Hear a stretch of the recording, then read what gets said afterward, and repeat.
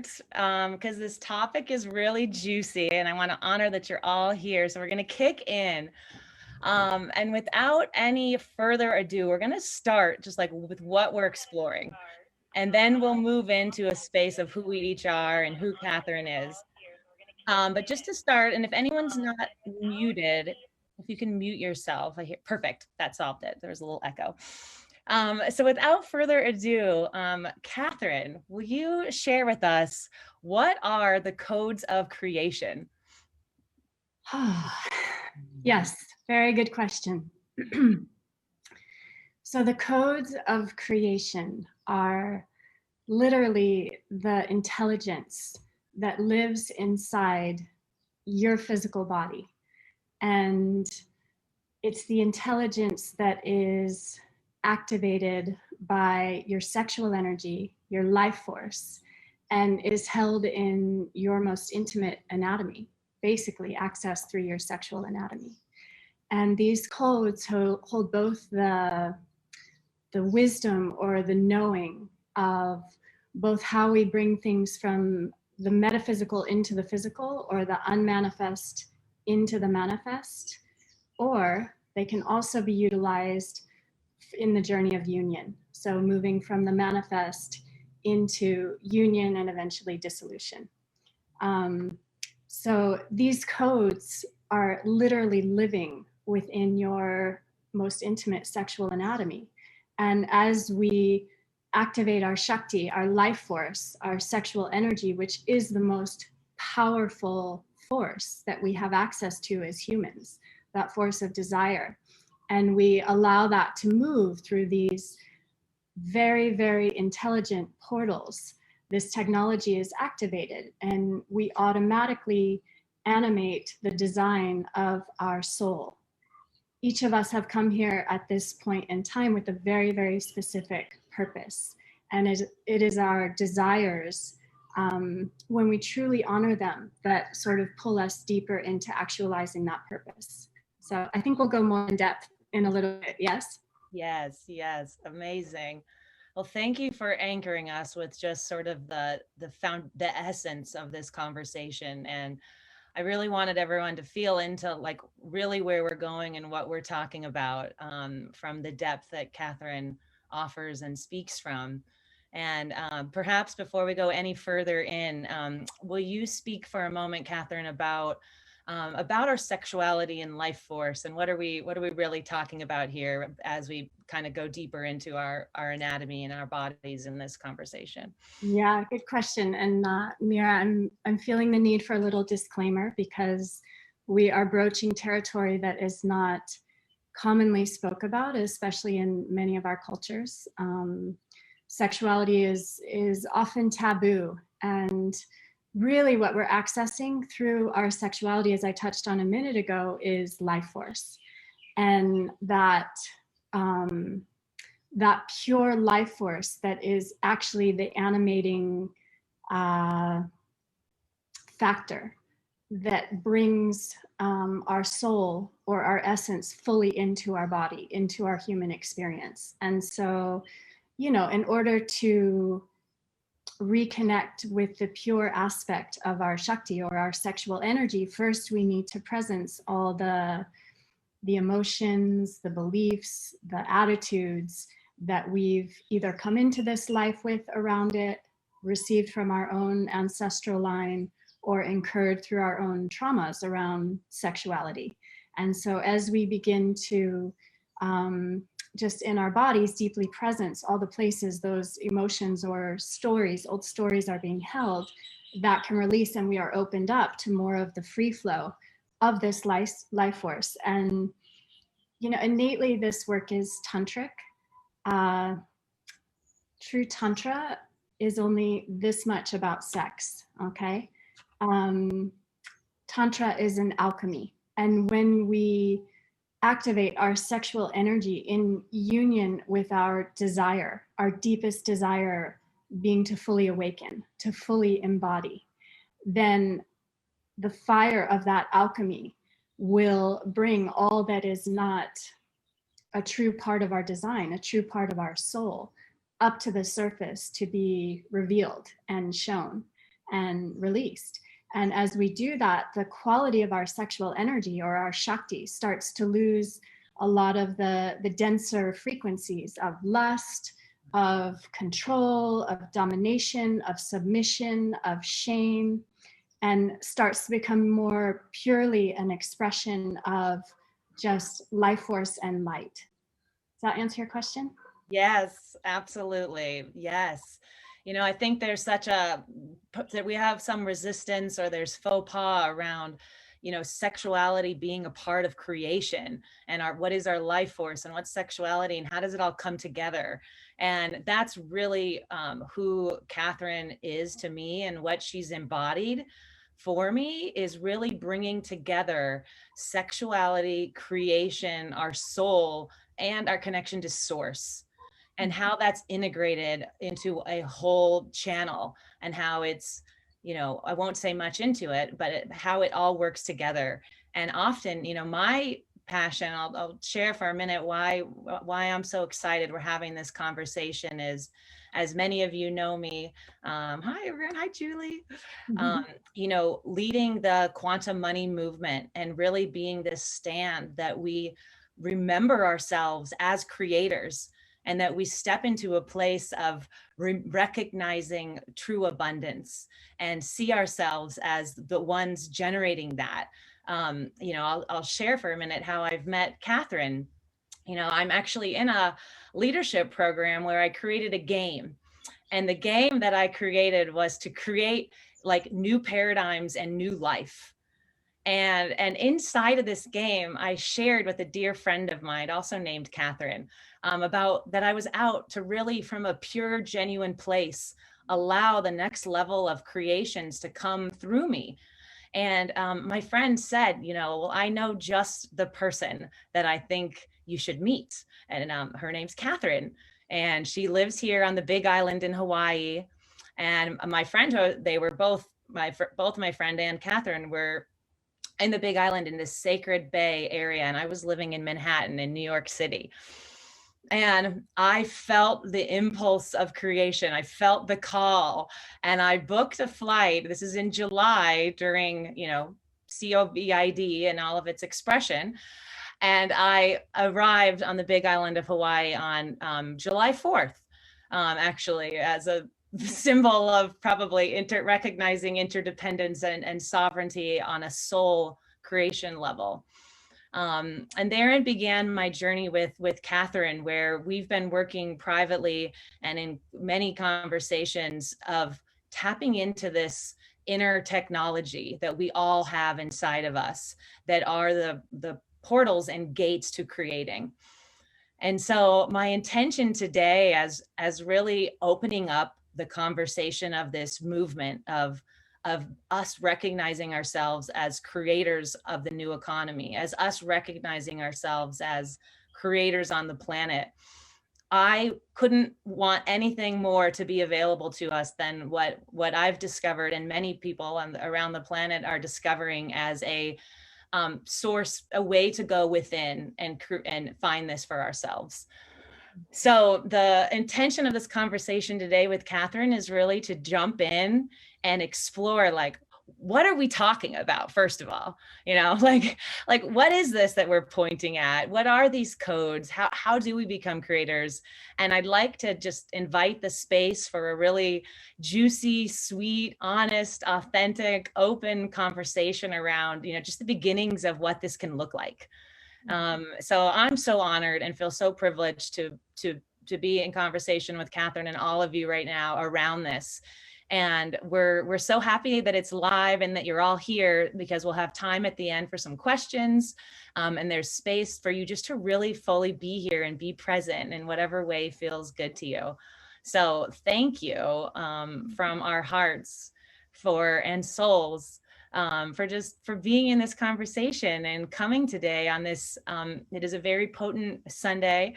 Astrologically, it's just a really special moment for you to be here. So thank you. Thank you for your presence and your openness and your receptivity to what we're going to explore today. Yeah, if I can just add something too, we're moving into the solstice alignment, which is where Earth is directly in alignment with galactic center being the birth point, the creation point of our universe. And that also that alignment with the sun.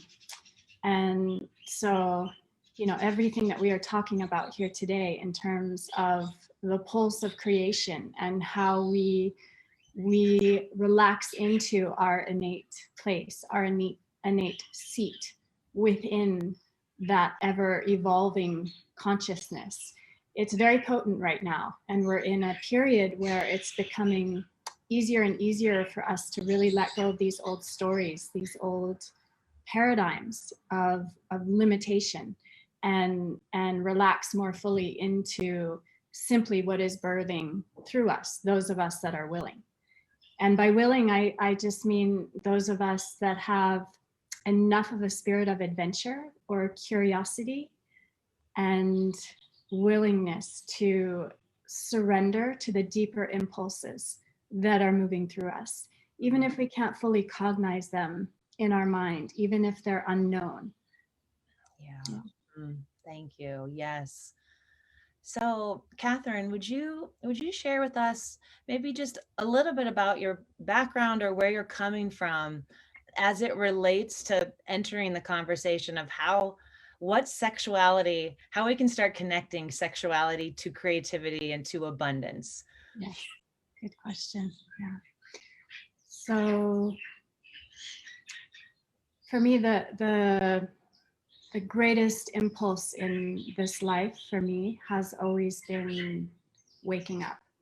And, you know, I was a meditator from a very young age, 8 years old. And I spent time living in Zen monasteries, studying intensively with Buddhist tantric lamas, and time with different initiates in different tantric lineages. The greatest initiation that really was the entry point for me into understanding all of this work more directly through my own experience was when I gave birth to my daughter in the Pacific Ocean. And in that experience, I was in a tide pool. There were waves crashing all around me. And I simultaneously had this experience of this intensity of forces of creation outside of me and inside my womb at the same time. And that inner and outer reference gave me an opportunity to simply align myself in the center of both and surrender. And that surrender opened a whole remembrance of how we choose to fully embody and awaken. You know, for so long I had been trying to do it all here, and I had forgotten that the entry point, you know, for a lot of women and for men too, is actually through the sexuality.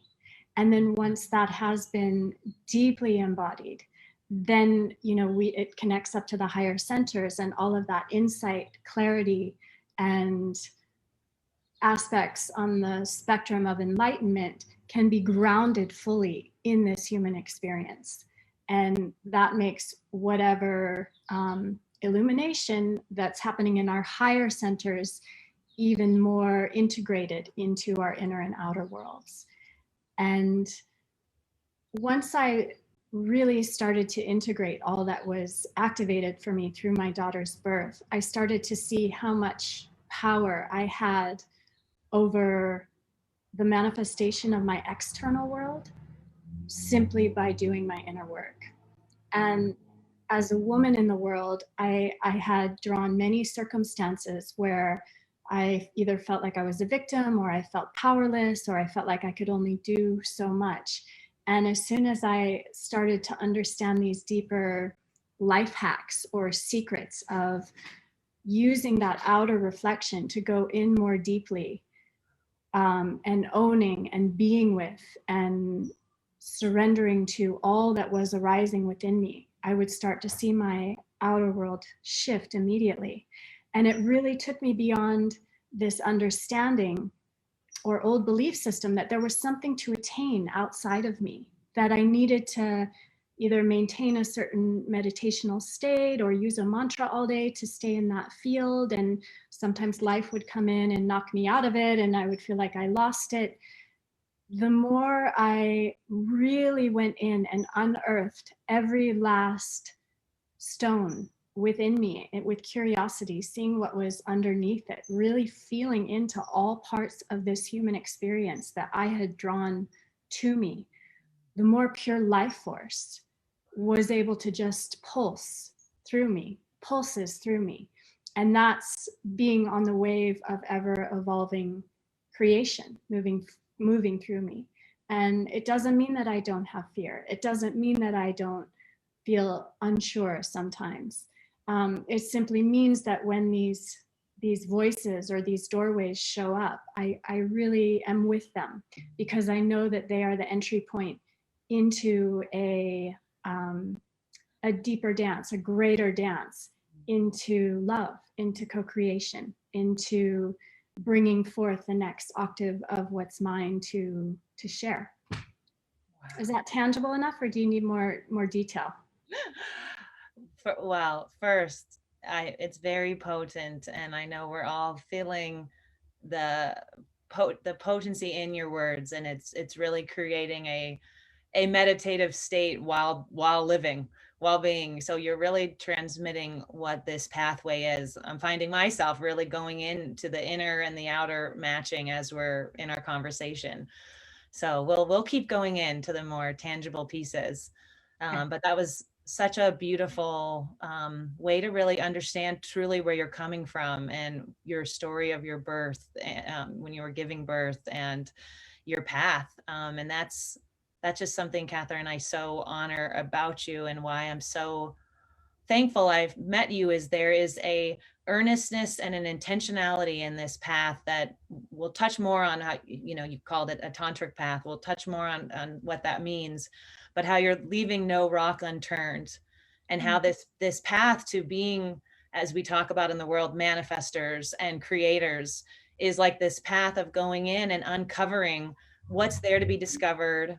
We might view it as a block or an obstacle, but it's this journey in of uncovering these pieces and dissolving and receiving and integrating all these layers, and then experiencing the creation emerge around us. And that's a place I really experience you standing and holding space for people to come discover in themselves. So yeah, so your description of how sexuality is connected to creation and abundance was you shared a very lived expression of it. Yeah, if I can add one thing, Mira, Yeah. I have not lived a conventional, normal life by any means, and it has not been an easy life. And what I'm finally fully embracing is that all the circumstances that I drew to me, that my soul called to me in this life, were absolutely necessary initiations for me to further know myself. Mm-hmm. And this pathway is really, it's not about cutting anything out. It's not about anything being wrong. It's really fully about being with, embracing all aspects of ourselves, because we've chosen all of this, and we need to honor that choice until it's no longer a choice we want to make anymore. And again, I keep coming back to, this is not about transcending. This is not about skipping over anything. This is about having the deep, deep humility to own everything, and not just our darkness, but our light as well too. And at the core of all of that is really feeling the subtle places of shame, of where we're still hiding things, aspects of ourselves that we don't feel like are quite good enough or acceptable enough, because it's this subtle imprint of shame that, almost like a piece of sand, under your skin, starts to rub and irritate and send us outside of ourselves, to lie or to pretend or to do things to make up for feeling like we're not enough. When actually going into that shame, fully feeling that shame, allowing ourselves to be seen in what we're hiding and what we're ashamed of, that release actually enables the density within us to release. And that in itself draws such a life force through us. And that's how our light shines brighter. Yes. Wow. Yeah, those layers of shame that we have in us and we don't even notice so often cover and come up in the conversation around money or around what we have to create or around like being our authentic self and even receiving sacred exchange or being resourced for that. So you touching on that piece is so potent on our pathway in this modern society of being able to be true to ourselves and like earn a living, as it's said in the world. I just want to share this personal note, Mira. I know you pretty well by now, and one of the pieces I appreciate about you so much is your earnestness and the way that you come to me at times with these places of shame in your vulnerability. And as I witness you there, it just cracks my heart open. You know, your preciousness in revealing yourself opens my heart so deeply to you. And I share this simply, first of all, because I love you. And I see this in you, and also as permission for all of us, you know, to find those places where we can be seen in our shame, because the response from that is actually not what we're expecting.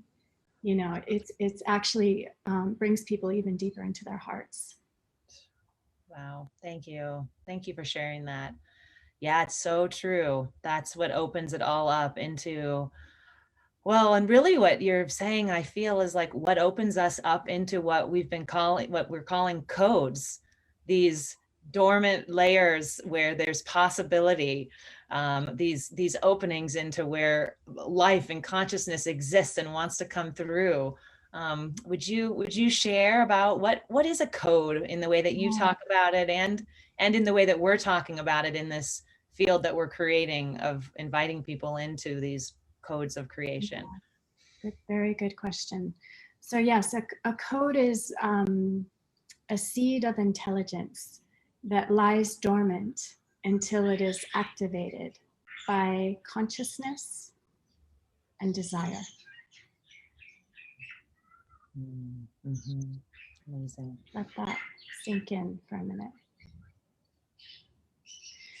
And the way I'm bringing forth this octave of the work that I call technology of love is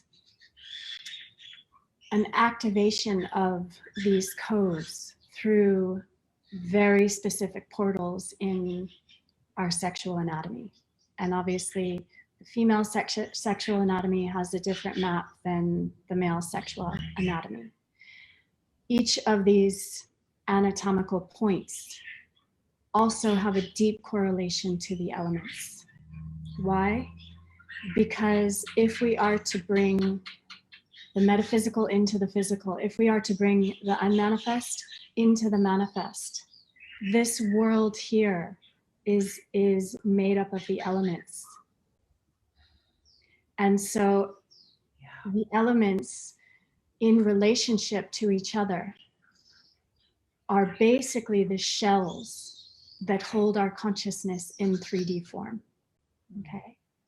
And the combination of the elements can be utilized, you know, in one direction to bring things into manifestation. In a different direction, they can be utilized to bring things into higher and higher frequencies, or more into light, more into their luminous qualities.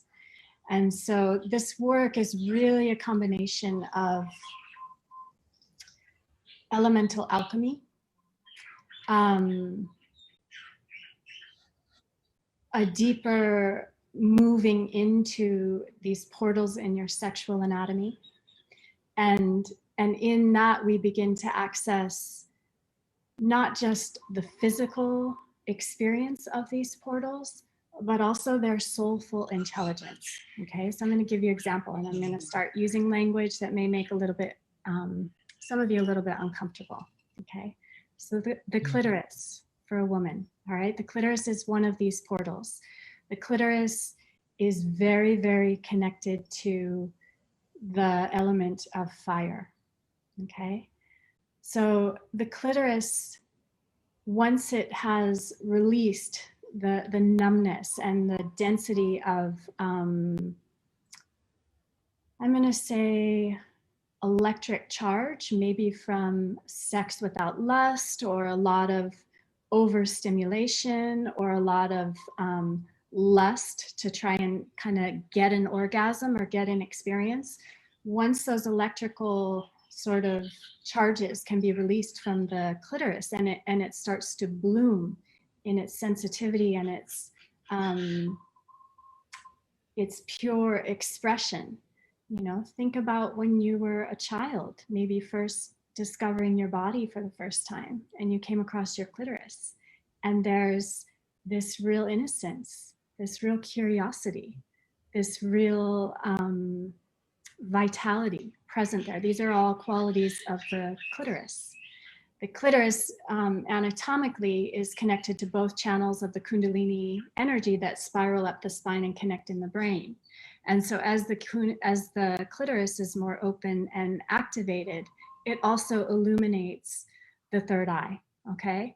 And so, and this is where embodying our sexuality also starts to activate on the spectrum of enlightenment too. So the clitoris, in its connection to its circuitry, really opens up that penetrating capacity of illumination in a woman, that penetrating clarity. And that is a necessary quality for us to have the vision and the attunement to exactly the pieces that are ours to bring through and manifest into form. Is that a helpful example? Yes. I mean, I don't know if you want to speak to this. Yeah, well, what's alive for me is, I think it's really helpful hearing some of these touch points into the gates and the parts. So I think sharing about that is helpful. Yeah. So I don't want to give away too much information. You know, obviously we're not going to go into any activation here on the live, but I'll give enough so that your mind can have something more tangible to grasp. I'll speak to the men for a moment. You know, the prostate in men. The prostate is this tiny little gland located just inside the anus. So we're in a time right now where we're trying to reconcile a lot of the residue of a grossly overpowering patriarchal impulse, okay? That from certain perspectives has caused a lot of pain, a lot of suffering, a lot of abuse. In order to balance that, and as my mother, who's a homeopath, always used to say, balance is not harmony, okay? Balance actually takes things further away from the point of center. Harmony is when we learn to work with the differing energies in a way that they can resonate with each other. So a lot of men have swung from this patriarchal overlay into coming so deep in their hearts, but they're not connected to their power. They've become very, very soft.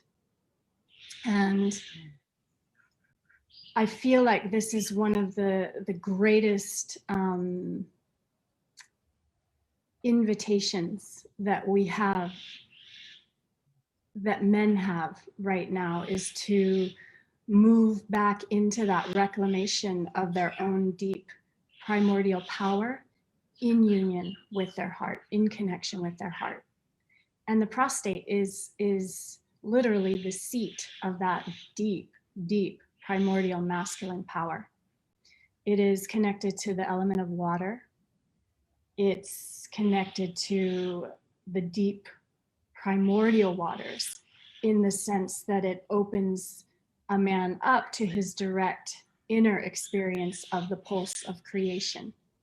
For a man to fully embody his prostate, he has to understand the element of surrender. And surrender is not something that's innate for a lot of men. You know, women, it's more innate to us because our bodies are sort of built to do that. You know, any woman who has given birth understands an element of surrender. For men, it can be different. When they can find that relationship to surrender and the prostate can fully open and be activated, a man opens to that pulse of creation moving through him and yet actualizing as him in the world. So it's that deepest primordial place of power. And when that's in union with his heart, you know, then he can penetrate the world with his love, with his power that enables that clear vision, you know, to actualize a future that is moving us toward more harmony, more truth. So I could talk about the prostate all day. I love the prostate. So basically, we want more men to fuck the world with love.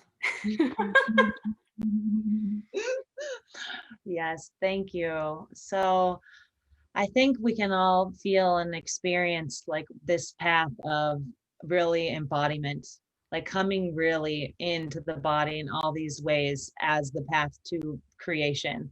So I'd like to just see if there's another little piece you'd like to say maybe around how the path of embodiment and its connection to abundance, kind of Yes. as our maybe as our pathway to talking about kind of what the codes of creation are and moving into what you can expect, and we'll move into that shortly. Very good question, Mira. Very good question. And I feel it really bumps up against a myth that needs to be debunked, which is that we can't be spiritual and live in abundance.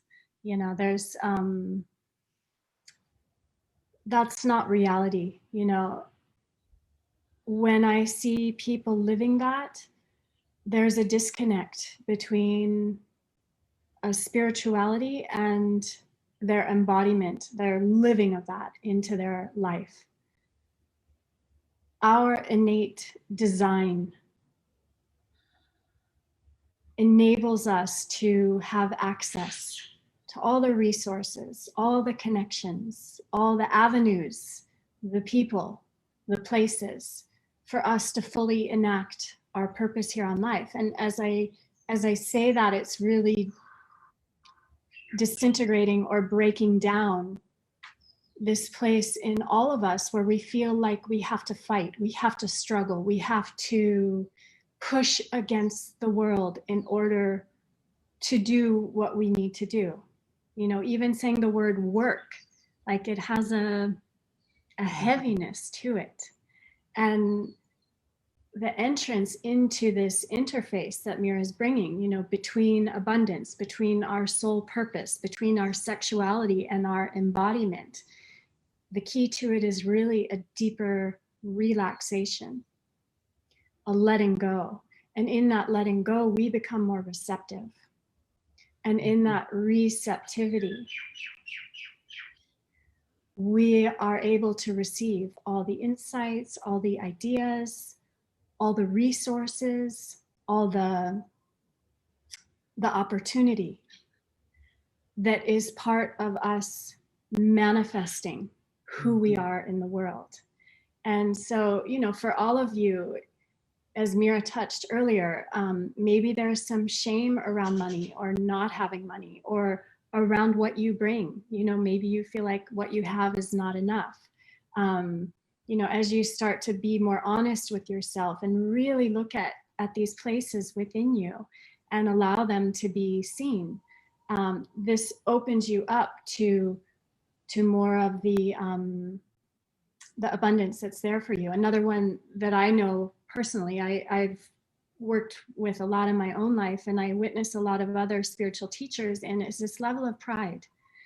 This and that pride really separates us from connecting with others that are also there to help us manifest our purpose and be open to their contribution, you know, into what's happening. More and more we are living in a time that this is not about solo creation. This is about co-creation. And I tell you what, it's so much more fun. Yes. So much more fun. And there's so much more abundance. And it also brings up in us all those places, you know, where we're still not in truth.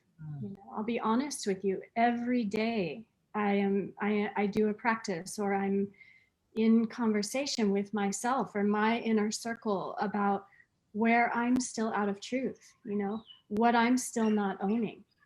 And it becomes a way of living.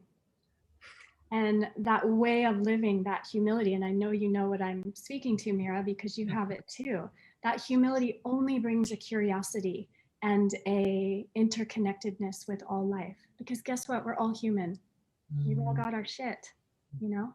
And the more honest we are with that, and the more we are allowing ourselves to be seen in that, the more we are choosing this human experience in a way that allows a spaciousness inside our being for the frequency of our soul to come in and fully express. And as more of that frequency of our soul comes into our body to fully express, it's going to start bumping up against those places where we are disconnected, where we are in an old story, where we've shut ourselves off from fully knowing that part of ourselves.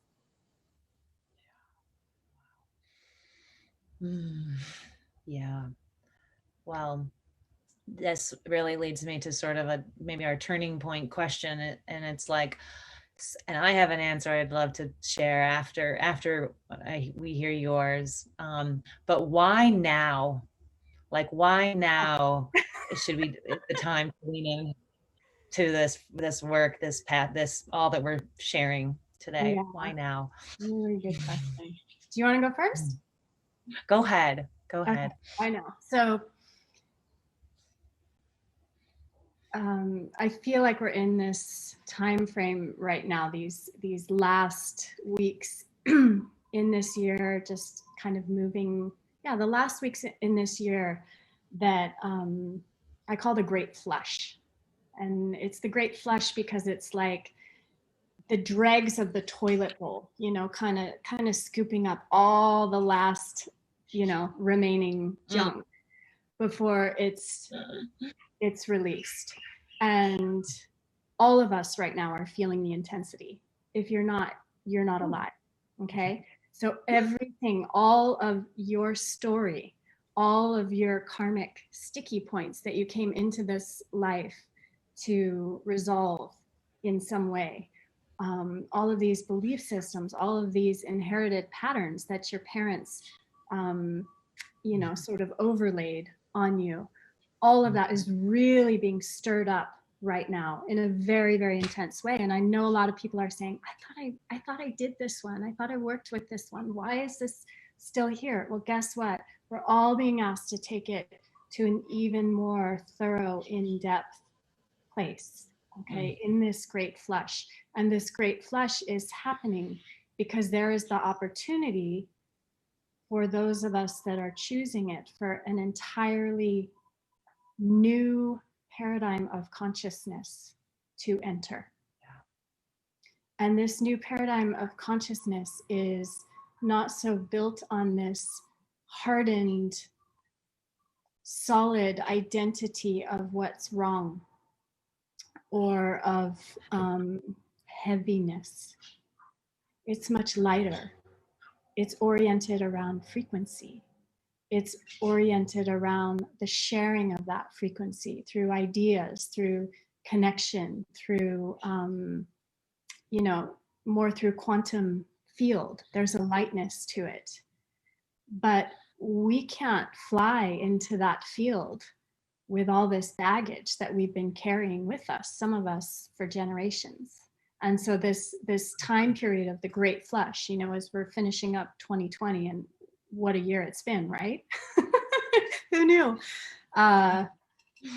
There's such opportunity for all of us to really release these stories. And then as we enter 2021, there's more space for these codes really to be activated in your being, in your bodies. And now more than ever, you know, it's really the mandate for all of us that are feeling the call to wake the fuck up, excuse my language, to really step into our roles, to really play the part that is ours to play, so that there is some possibility for humanity to continue forward in a way that is sustainable, in a way that is in harmony, in a way that offers some kind of future maybe for our children and their children and their children and their children. And we are the bridge into that. You know, we have all the vision, all the gifts, all the know-how, all the practicality to really bring what is ours into form, so that we can be this bridge for future generations to then enact, you know, their pieces. Does that answer your question? Yes. Yes. Well, infinitely. Yes. And just to add, to just share into what you said, you know, I feel and resonate with everything you just shared, Katherine, and that also it's just such a turning point right now as we're completing 2020 and this year that it's been, and we're entering into a space where I think so many of us are coming to recognize ourselves as creators and the roles we have to play, and whether we look at it on the level of climate change, or I won't name the other spheres of our society right now, but just if we look anywhere we look, it's like the message and the invitation, you know, that we are the ones we've been waiting for, and that if not now, you know, then when, and if not you, then who. Like that is just like burning in my being of readiness. So I couldn't be more excited to have an invitation for us all to step inward into this path and really start owning our role of what we're creating and awakening. So I think this would be a great time for us to share the activation series that we're offering. And what is the Codes of Creation activation series? Yes. Katherine, what can people expect? That's a really good question. So this is a 3-part series that Mira and I are bringing to whoever feels the call. And what we are doing, to be transparent in this, is the evolution of consciousness is happening. And we can access it as individuals, or we can come together as groups and create a larger wave for this to happen. And when we come into a group environment, we create more of a vortex, more of an intensity of the field. So whatever is being opened or initiated becomes exponential. And so this is really our way of creating a wave for this emerging consciousness to lift and carry those of you that feel the call into your next expression. You will receive to the depth that you are open and available to receive. More tangibly, this is going to be a series of talks, transmissions, and activations. The activations themselves will be a combination of breath work, a combination of activating some of your specific portals, and yeah, very specifically aligned with the themes that are emerging, you know, in this January, early February time period that we're bringing this to you. So I think you all are getting a sense of me and feeling the depth of transmission of what I hold. This is me merely speaking to you. When we move into a sacred container together, and into the deeper techniques that activate this technology within you, that aligned with this incredible portal of time-space that we are in right now, is an amazing vehicle for you simply to access more of who you are. Yeah, Beautiful. Yes. And it will be on 3 Sundays. They'll be 2 weeks apart and they're 90 minutes. And just like Katherine said, it's going to be a wave. So we're looking to grow a large group. We're thinking, let's have 100 of us come into this and really be a wave that's beginning and launching into a movement, and a lot more that can occur next year. So I'd like to open it up now, though, when you all hear about codes and creation and activations and this invitation, what comes up? What do you see could be possible, or what questions do you have? How does it land for you? What can you imagine about it? And anyone, you can come off mute. Anyone that has any questions. Jane. So for me, what I've been really tuning into is like how I can connect like to myself even at like a deeper level, because I have been doing so much work, but I've still been noticing like something specific. And then my North Node is in Aquarius, which is in my 8th house, which is like around sexuality.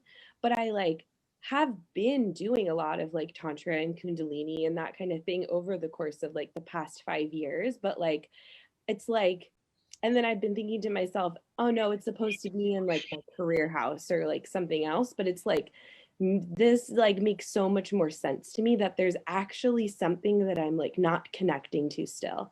And just like having a community to do it with, just like the potency is just like lights my cells up. And so that's kind of like what's resonating for me right now. Yeah, I'll speak to an aspect of your Aquarian nature.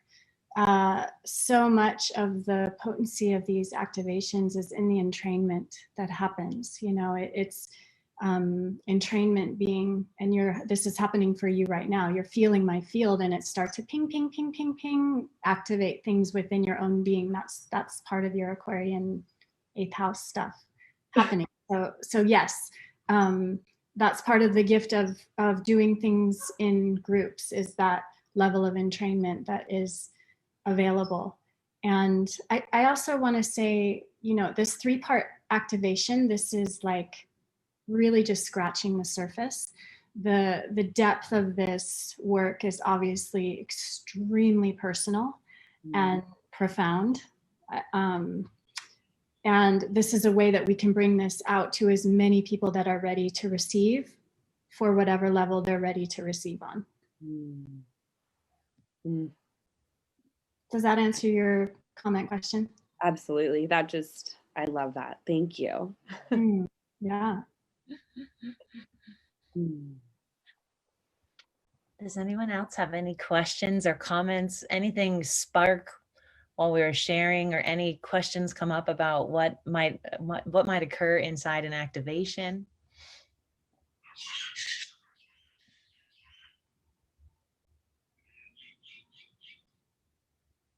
Okay, good. Yeah, Julie.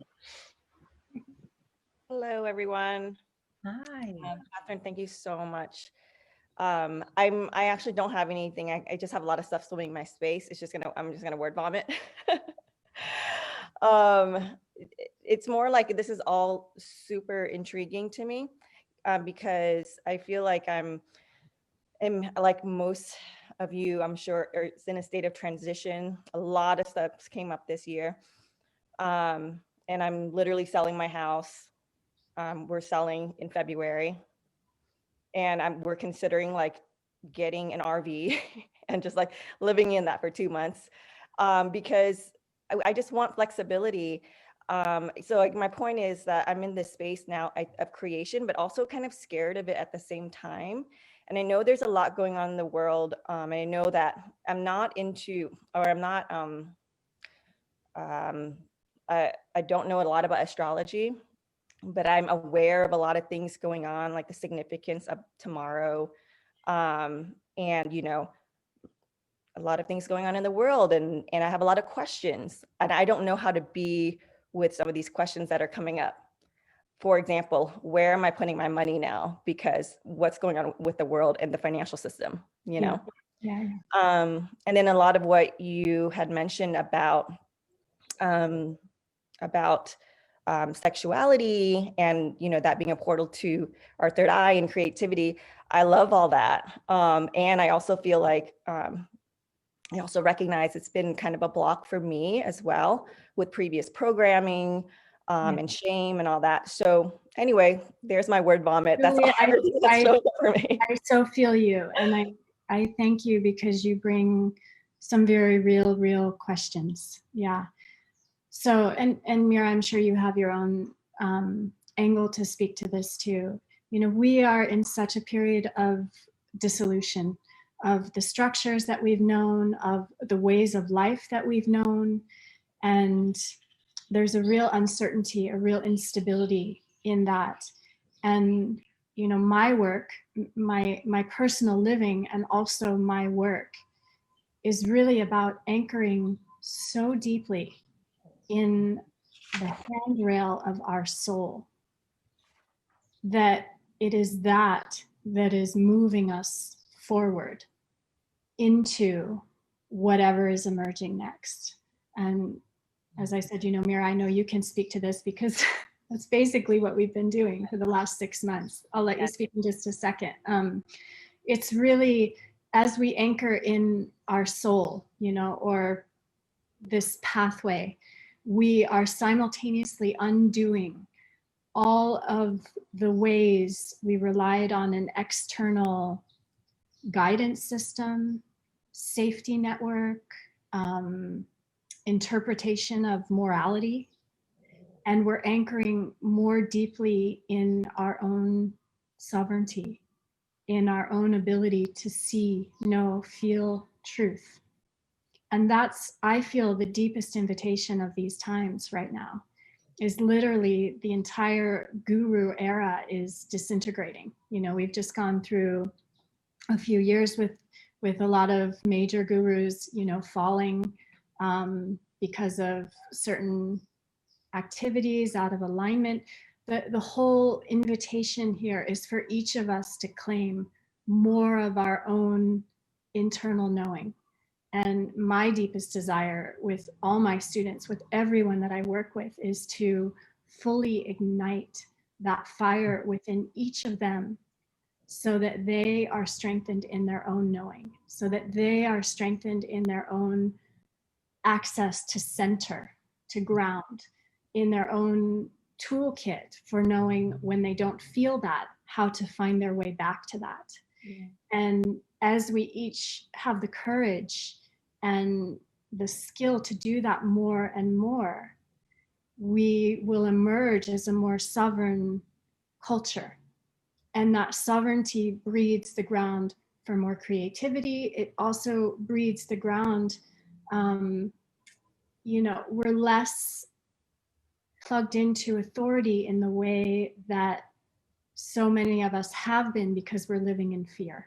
And we can make these decisions for ourselves. We are living in a time when information is so confusing. It depends which channel you tune into. You can get conflicting information on every single topic right now. So more and more, the mandate is to come into your internal self. And for me, the body, the human body, in connection with the soul, in connection with the spirit, is the way where we can access that tuning fork of truth, to know what is really true. And in that way, we can take one step forward in this 3D life, in a way that what we are walking toward or walking in is grounded in our soul and the expression of our soul. Does that speak to some of what you're feeling? Yes, so much. Thank you. Yeah, I really feel you. Okay. Hi, Catherine. I have a question, and also thank you, Mira, for facilitating. I recently came into a teaching on codes, and that particular one set forth a premise of 64 codes. And so my question is everyone who is teaching this kind of coming from maybe a slightly different foundation of how many code they emphasize or activate. Can you say a little bit more uh, about how you are using the word code and how that may or may not line up with how other people are teaching various aspects of codes? Very good question. Yeah, thank you for that. I don't know about other people because honestly, most of my time is spent in my own deep silent space of receiving very directly what is mine to bring forth. I'm utilizing the word code as symbolizing that innate blueprint that is at the heart of your essence, that innate blueprint that is basically the reason for your incarnation in this life. Now, what happens through conception, through coming into a human body, and through growing up and living in this world is that we get cloaked. We go into an amnesia often around our remembrance of this original code. And so this work that I'm offering is really an activation into that remembrance, into that direct connection to how this code is actually laced through the anatomy of your physical body. And so when I use the word code, it's not a genericized system. Everyone holds their unique code. It's yours. And in that way, it's nothing to get or attain outside of you. It's simply to be activated through your desire and through your consciousness. Does that answer some of what you're asking me? Yes, yes, thank you. So it's unique. The code is unique to each person. Yes. And yeah, okay, yeah. Yeah, and I'll touch on something that's very important, that, and that is, again, this is not a path of transcendence. We can only know the oneness after we have fully individuated. And we individuate through bringing the fullness of our soul into our human bodies and our living. And our desires are the key to that individuation. Our deepest desires are our soul calling us toward those aspects of life that are ours to experience. And it is through that we fully individuate. Once we individuate, we can access the oneness, the unity consciousness. But if we try and do that before full individuation, we're disconnected, we're disembodied. Thank you so much. You're welcome. Yeah, that's what I feel to be so true about my path. Walking with you, Katherine, has been so much about going in, and that it is that individuation and that clearing into wholeness that has brought me into deeper and deeper recognition of oneness and of the unity. It's so, yeah, I want to share so much about my journey. I'm not sure exactly how to share about some parts of it, but what you just described really is what the path has been. And it's been a key distinction for me as well from many other things that I've done. Like there's a specificity into the wholeness. Like it's so uniquely, individually specific of something to touch and discover and recognize that is like the entry point into the deeper truths and the larger oneness that really lives inside us and in our bodies and in this technology. So yeah, I'm just so happy. Me too. I mean, the walking a stage of the ecstasy that it opens up. I'm happy while I'm talking about the ecstasy that's that's available. And that's a really important point, Mira. You know, the ecstasy, the bliss, the joy, like that's our birthright. That's part of what is ours to enjoy in being human. And that comes through the being human. Yeah. Yeah, and so much of this path I've been on of transformation and transcendence and ascending and all that has been so hard and so much work and development and looking and all that. And it's like, yeah, I think there's something that's available now that it is, it has rigor at times, but there's like a joy and there's a pleasure as we come into that within our bodies, and in this embodiment. So much of that has been what's new and unfolding. I think really is that genuine pleasure into the transformational process of uncovering the layers. Yeah, it's a really key point, because in pleasure we are open and we are receptive. Pleasure is also key in abundance too. You know, I could break this down even hormonally. You know, when we are in pleasure in a female body, oxytocin is flowing. Oxytocin brings us into our back brain. It brings us into our senses. It brings us deeper into our soul, into that opening phase, as opposed to adrenaline, you know, struggle against fear, you know, that closes everything down. That takes us into a very restrictive, closed capacity. And in that, we're not receiving anything. We're fight or flight or fuck, basically. Yes. Wow. Yes. Which herein meets the pleasure, meets abundance, meets our sensual, meets our whole selves in this weaving together. Yeah. And this is why it's so key to really release that level of shame around our sexuality, because our sexuality, these hormonal movements, expressions through our bodies, are part of what open us up to the receptivity of life.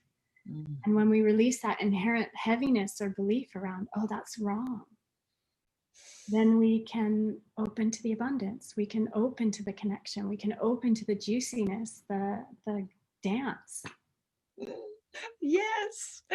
And so without further ado, we invite you to join us in this activation that starts in January. The link is in the chat screen.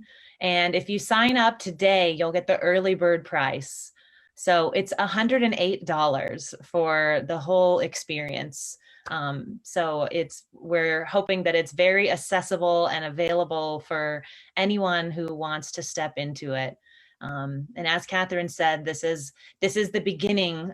So it really is something that can work for whatever level you're looking to receive. It's an entry. It's going to be a gentle and warm and inviting entry into something very potent. But we really are creating it that all are welcome and invited.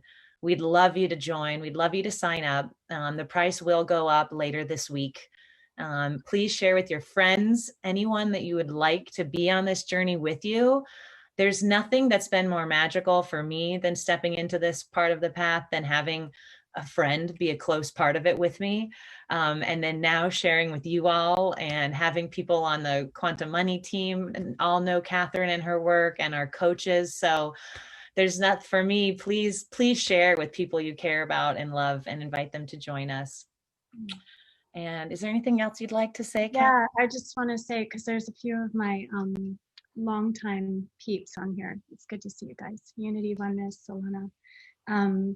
You'll feel into whether there's something here for you. You know my work well enough to know by now that it's the hologram of it is not so linear in terms of beginners and intermediates and advanced. So there's something for all levels absolutely coming through at this time. The codes of creation is something that's very current. It's not something that I've taught before in the past in this way.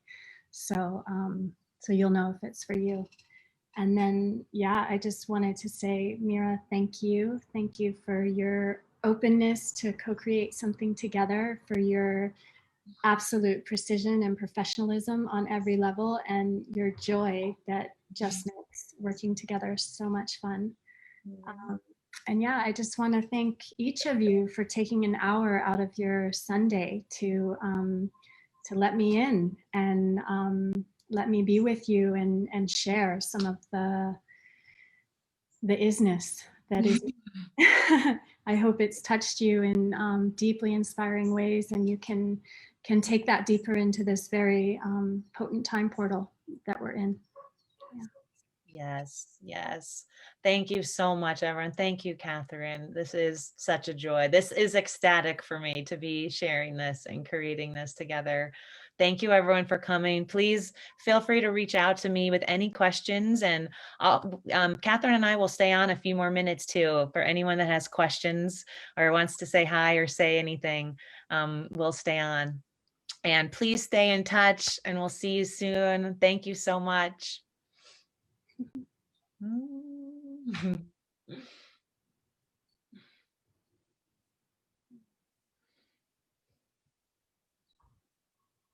I want to say hi to One's Home. Hi, you two. Hey, Katherine, this is Leah. Hi, good to see you, sweetie. Took me a minute to figure it out because of the time zones. So I was just a few minutes late. But I do have a quick question for you about things. So you talk about the prostate and the ovaries and things like that.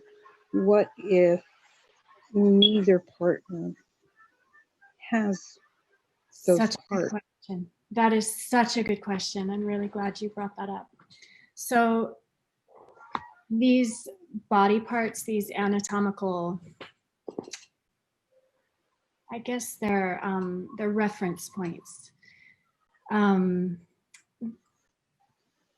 We're not dependent on their physical presence to access the intelligence held here. So I've worked with many, many women who have had hysterectomies and had their wombs taken out and fully activate their womb consciousness within their being. You know, I've worked with women who've had ovaries taken out because of cysts. I've worked with men who only have one testicle. Usually what that is pointing to is, you know, always our deepest wound is the entry point into our greatest gift. And so oftentimes when there are people that have had one of these landmarks removed, it's showing that there is a doorway there to access or open and claim, you know, a real intelligence that is theirs to know. And no, it is not dependent on the physical at all.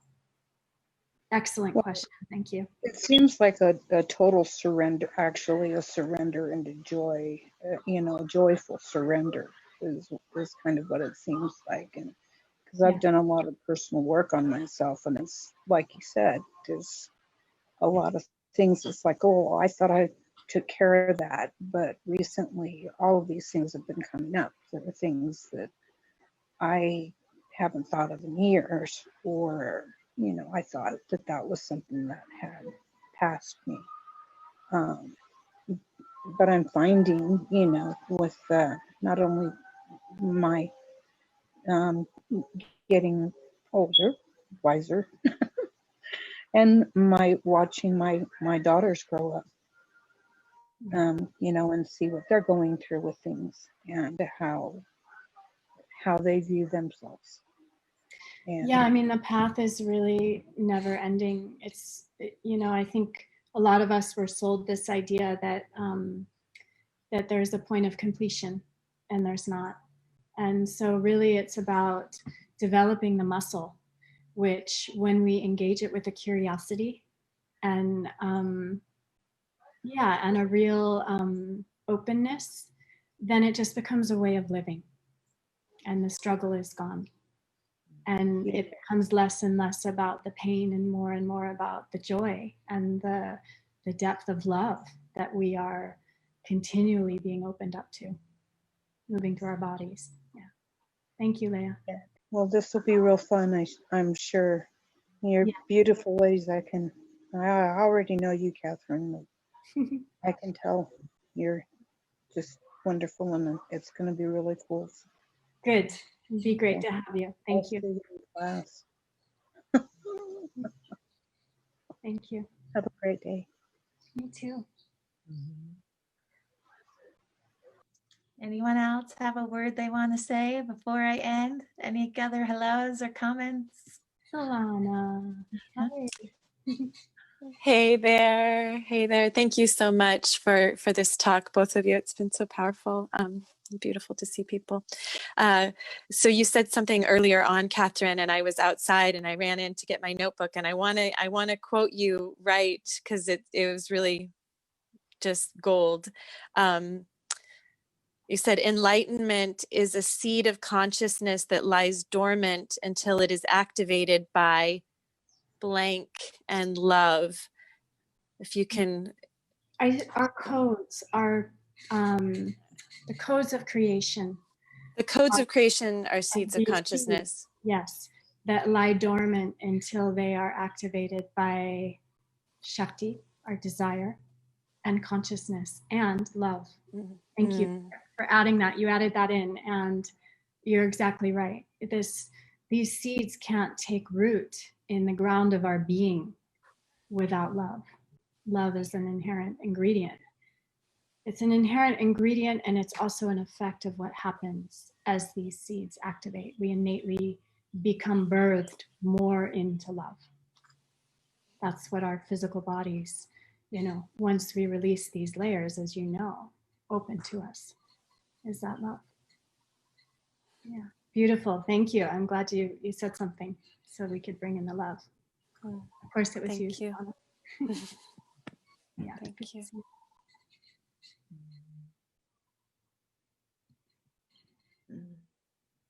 All right, beautiful people. We'll see you in the activation.